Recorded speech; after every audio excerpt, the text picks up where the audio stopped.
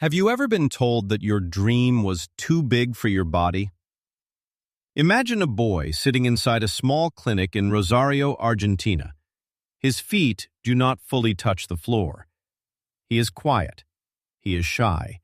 He loves football more than almost anything in the world. But the doctor looks at the test results and gives his family a painful truth. The boy has a growth problem.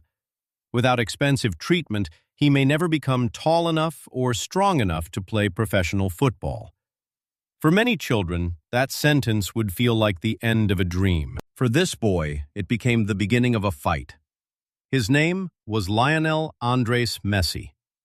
Today, the world knows him as a World Cup winner, an 8-time Ballon d'Or winner, a Barcelona legend, an Argentina hero, and one of the greatest footballers who has ever lived. But before the trophies, before the records, and before the famous number 10 shirt, there was a child with a needle in his hand. Every night, Messi had to inject medicine into his own leg. Every night, he had to face fear before he could face defenders. He was small, but his dream was not small. He was quiet, but the ball spoke loudly for him. This is not only a story about football. It is a story about pressure, pain, family, exile, failure, and the strange power of a gift that refuses to disappear. We will walk from Rosario to Barcelona. We will stand in New Jersey when one penalty flies too high. We will cry in Qatar when he lifts the golden trophy. Then we will reach the newest chapter, the summer of 2026, where a 39-year-old Messi is still chasing one more World Cup moment. So find a comfortable place. Listen carefully. Let the words move slowly. This is the life of Lionel Messi, the small boy who outgrew every limit. Lionel Messi was born on June 24, 1987 in Rosario, Argentina. Rosario is a city of workers, factories, river air, and football dreams.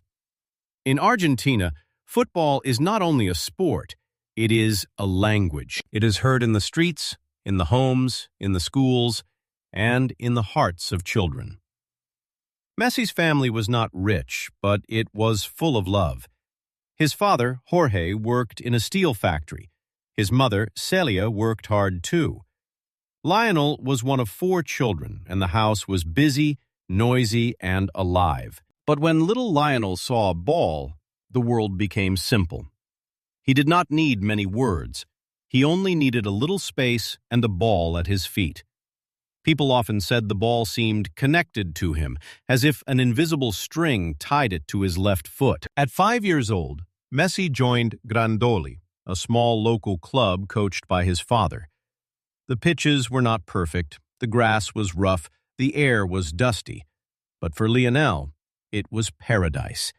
He ran between older boys, slipped away from tackles, and kept the ball close to his body. At 8, he joined Newell's Old Boys, one of the famous clubs in Rosario. His youth team became known for winning again and again. The boys born around 1987 were called the Machine of 87. It was a powerful name for a group of children. But at the center of that machine was the smallest boy. His teammates called him La Pulga, the flea. The name sounded funny, but it was also true. He was tiny, fast, difficult to catch, and almost impossible to control. Then came the problem that changed everything. Messi stopped growing normally. Doctors found that Lionel had growth hormone deficiency. It could be treated, but the treatment cost a lot of money every month. For a working family in Argentina, it was too much. Think about that moment. A child has a rare gift. Coaches can see it. Friends can see it. His family can see it. But the same body that carries the gift now becomes the barrier. Some clubs showed interest, but interest is not the same as action. Newell's promised help, but did not give enough. River Plate liked the player, but the medical cost frightened them. Doors began to close. Still, Messi kept playing, and every night he kept fighting quietly. He learned to push a needle into his own leg. He learned that talent was not only joy, talent also demanded pain, discipline, and patience. For a boy, this was a heavy lesson. On the field, defenders pushed him. In life, the world pushed him. Each time, he learned to keep balance and continue. Then, in the year 2000, a call came from Spain. FC Barcelona wanted to see the boy. The Messi family crossed the ocean. They arrived in a new country, with new streets, a new language, and a new kind of silence. Lionel was only 13. He left friends, relatives, and the world he knew. That is a lot for any child. At his trial, the Barcelona coaches did not need long. The small boy touched the ball, moved past other boys, and changed the feeling of the pitch. Some players impress you after many matches. Messi impressed people after minutes. Carlos Resac, one of Barcelona's important football men, wanted to sign him. But the club hesitated. The boy was small. He needed medical treatment. His family needed help. It was a risk. For weeks, the family waited. Jorge Messi became impatient. He could not keep his son in Spain forever without a promise. Then came one of the most famous moments in football history. At a tennis club, with no official contract ready, Resac wrote a promise on a paper napkin. It was not a beautiful document. It was not a grand ceremony. It was just a few lines on something ordinary. But sometimes, history begins on ordinary paper. Barcelona agreed to bring Messi in and support his treatment. A door opened. The boy from Rosario entered La Masia, Barcelona's famous academy. He was still lonely. He was still small. He missed Argentina. But the ball was there. And when the ball was there, Messi had a home. The first great turning point came on May 1st, 2005. Messi was 17 years old. Barcelona were playing Albacete at Camp Nou. He came on as a substitute. He was still a teenager, still thin, still not fully known to the world. Then, Ronaldinho, the Brazilian magician, lifted a soft pass over the defense. Messi ran onto it. He did not panic. He did not smash the ball. He gently lifted it over the goalkeeper. Goal. The goal was simple and beautiful. Ronaldinho smiled, picked Messi up, and carried him on his back. The crowd cheered. They did not yet understand that they were watching the first page of an almost unbelievable football book. Soon, Messi became the center of Barcelona's future. In 2008, Pep Guardiola became Barcelona's coach. Guardiola was a thinker, a teacher, and a brave builder of football ideas. He looked at Messi and saw not only a winger, not only a dribbler, but the heart of a whole system. Barcelona played with short passes, quick movement, and deep trust. People called it tiki-taka. Xavi and Andrés Iniesta controlled the rhythm. Messi gave the music its magic. In 2009, Barcelona won everything possible in 1 year, 6 trophies in 12 months. It was one of the greatest club seasons ever. At the end of that year, Messi won his first Ballon d'Or. Then he won again in 2010, again in 2011, again in 2012. 4 in a row. Remember the boy in the clinic? The boy who was told his body might not grow enough? Now the world was calling him the best player alive. But greatness has a strange cost. The higher Messi climbed with Barcelona, the heavier the pressure became with Argentina. For Barcelona, he was a genius surrounded by a perfect system. For Argentina, he was expected to become Diego Maradona again. That is an impossible job. Maradona was not only a footballer in Argentina, he was memory, myth, rebellion, joy, and pain. Messi was different. He was quieter. He did not speak like Maradona. He did not show emotion in the same way. Some Argentines asked unfair questions. Did he love the shirt enough? Why did he win everything in Spain but not at home? These questions hurt. In 2014, Messi led Argentina to the World Cup final in Brazil. The opponent was Germany. The match was tense and tight. Argentina had chances, but in extra time, Mario Götze scored. Argentina lost 1-0. Messi walked past the World Cup trophy before receiving the Golden Ball award. It was one of the saddest images in modern football. The greatest player of his generation standing so close to the one cup he wanted most, but unable to touch it as champion. Then came Copa America 2015. Argentina reached another final. They lost to Chile on penalties. Then came Copa America 2016, again against Chile, this time in New Jersey. The match ended 0-0. It went to a penalty shootout. Messi walked forward to take Argentina's first kick. He had scored so many goals in his life. He had taken so many penalties. But this one felt different. It carried years of criticism, years of waiting, and years of national hunger. He ran up. He struck the ball. It flew over the crossbar. Argentina lost again.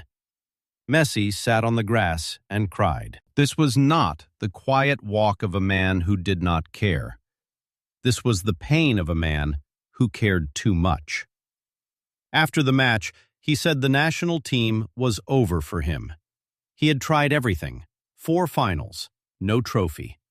At 29, Messi announced his retirement from Argentina. For a moment, it seemed the story had broken. But Argentina did not let him go. Fans begged, children cried, newspapers asked him to return. 6 weeks later, Messi changed his decision. He came back, not because the pain was gone, but because love is not always easy. Sometimes love means returning to the place that hurt you. The next years were not simple.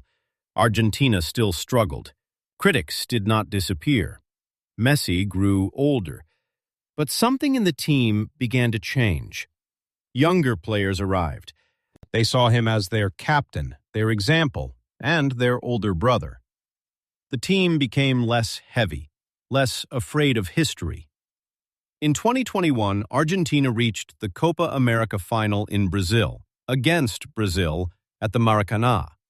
The pressure was enormous. In the 22nd minute, Rodrigo de Paul sent a long pass forward. Angel Di Maria ran behind the defense and lifted the ball over the goalkeeper. Goal for Argentina. For the rest of the match, Argentina suffered, defended, ran, and blocked. When the referee blew the final whistle, Argentina had won 1-0. Messi fell to his knees. His teammates lifted him and hugged him. After so many years, he finally had a major senior trophy with Argentina. But the story still had one more mountain.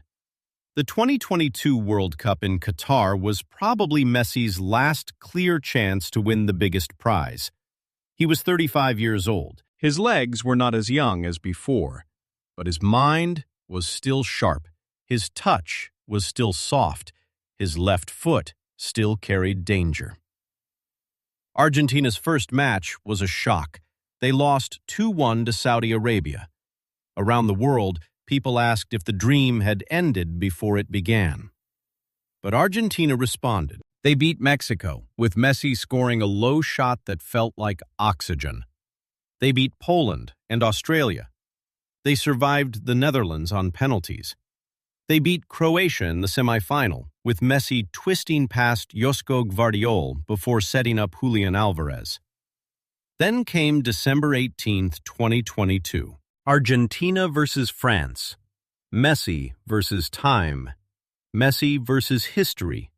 Messi versus the last empty space in his career. The final began like a dream for Argentina. Messi scored a penalty. Di Maria added a beautiful second goal.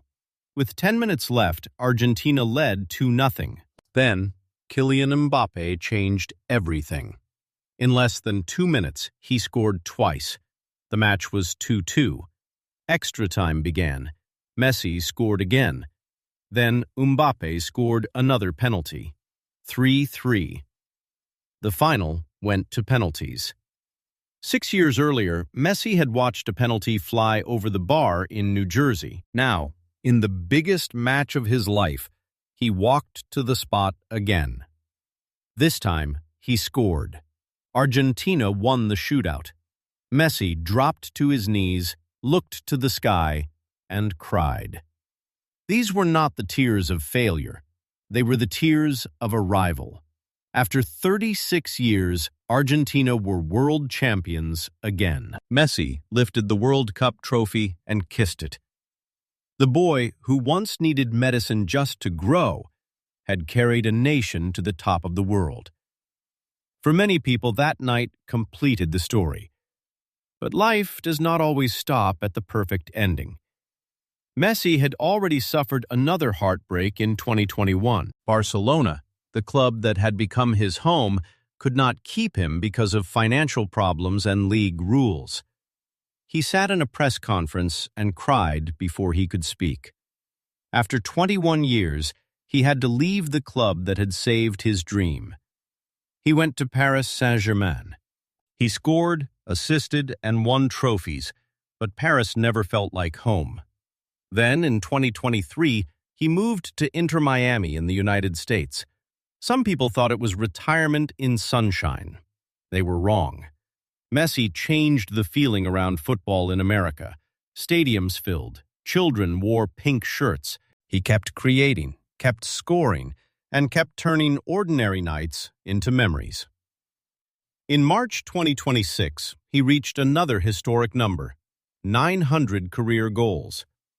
The goal came for Inter Miami against Nashville in the CONCACAF Champions Cup. He became only the second men's player in elite football to reach that mark, after Cristiano Ronaldo.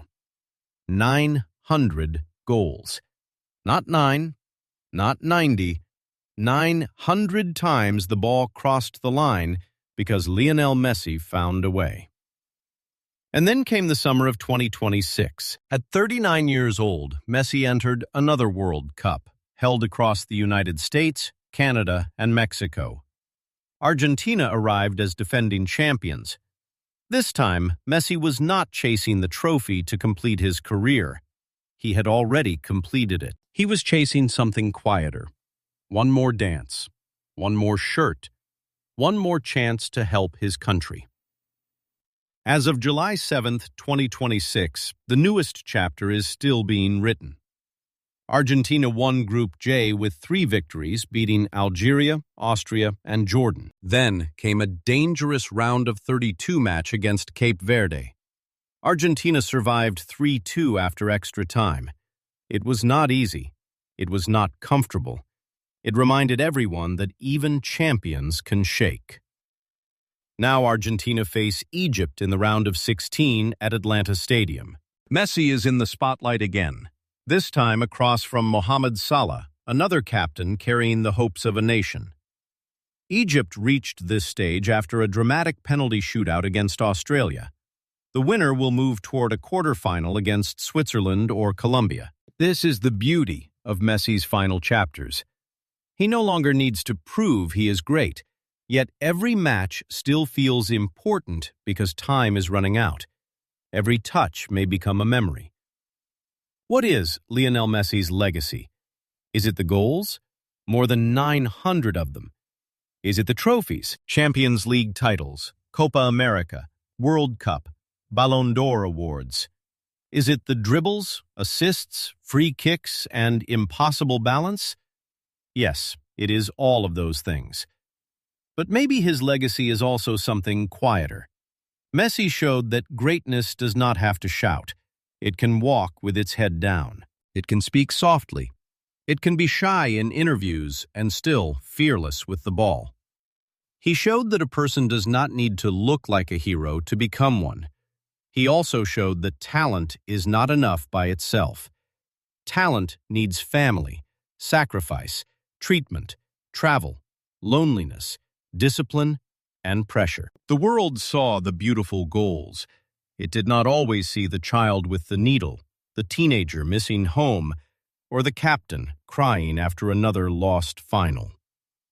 That is why Messi's story touches so many people, because most of us know what it feels like to be told no. Maybe not by a football doctor, but by life, money, fear, failure, or our own doubts. Messi's story does not say that every dream will come true easily. It says something deeper. It says that a closed door is not always the final door. It says that pain can become part of the path. It says that the thing inside you may be stronger than the sentence spoken against you. The boy from Rosario was told his body might not be enough, but his gift kept growing. He lost finals, but he returned. He left Barcelona in tears, but he kept playing. He completed football in Qatar, but in 2026, he still walked onto the pitch again. Maybe that is the real lesson. Do not stop just because the story looks finished. Sometimes there is one more chapter. Sometimes the last dance is not about proving people wrong. It is about honoring the gift that stayed with you all along. So as we watch Messi in the summer of 2026, we are not only watching a footballer. We are watching time, memory, and a child from Rosario still running after the same ball. One day, he will stop. One day there will be a final whistle, a final touch, a final walk away from the grass. We may not know it when it happens, but the story will not disappear. It will live in Barcelona nights, Argentina tears, and the hands that lifted the World Cup. It will live in every child who is told, "You are not enough," and answers quietly, "I will keep going." Thank you for listening to this story. If this video helped you practice English, please like it, subscribe to the channel, and write one sentence in the comments. What part of Messi's life inspired you the most? Keep listening, keep learning, and like Messi, keep going until the very last whistle.